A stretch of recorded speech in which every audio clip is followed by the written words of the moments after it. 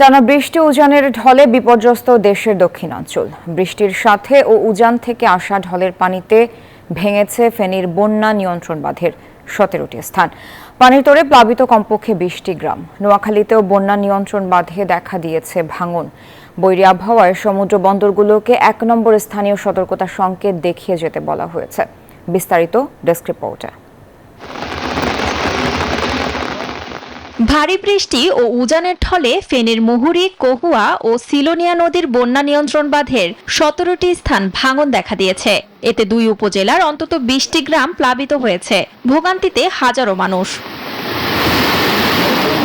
বুধবার সকাল 9টা পর্যন্ত 24 ঘন্টায় সর্বোচ্চ 306 মিলিমিটার বৃষ্টিপাত রেকর্ড করা হয়েছে।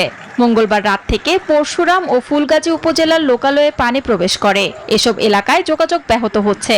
পানিবন্দী কয়েক হাজার পরিবার। আমাদের সাইজ আমার নষ্ট হয়, দোকানদারের সাইজ আমার নষ্ট হয়, খুবই ক্ষতিগ্রস্ত আমরা। হঠাৎ করে 10 মিনিটের মধ্যে বাজারে এমন পরিমাণ পানি উঠছে যে আমরা মাছগুলোকে কোনো দিকে সরাবো এরকম কোনো টাইম পাইনি।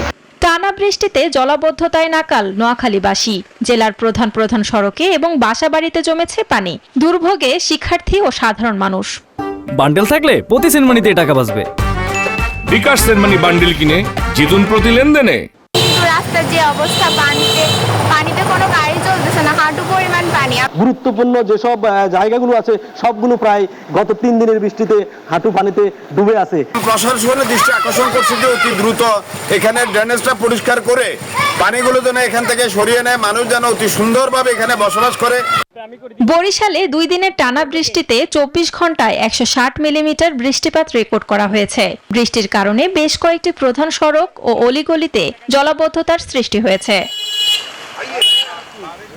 এদিকে বেনাপোলে টানা 7 দিনের বৃষ্টিতে বন্দরে ওপেন ইয়ার্ড এবং বিভিন্ন গুদাম বা শেডের সামনে পানি জমে পণ্য লোড আনলোড চরমভাবে বিঘ্নিত হচ্ছে।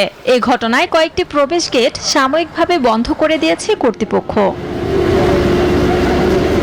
কয়েকদিনের টানা বৃষ্টিতে সাতক্ষীরা পৌরসভার অধিকাংশ ওয়ার্ডে ভয়াবহ জলাবদ্ধতার সৃষ্টি হয়েছে।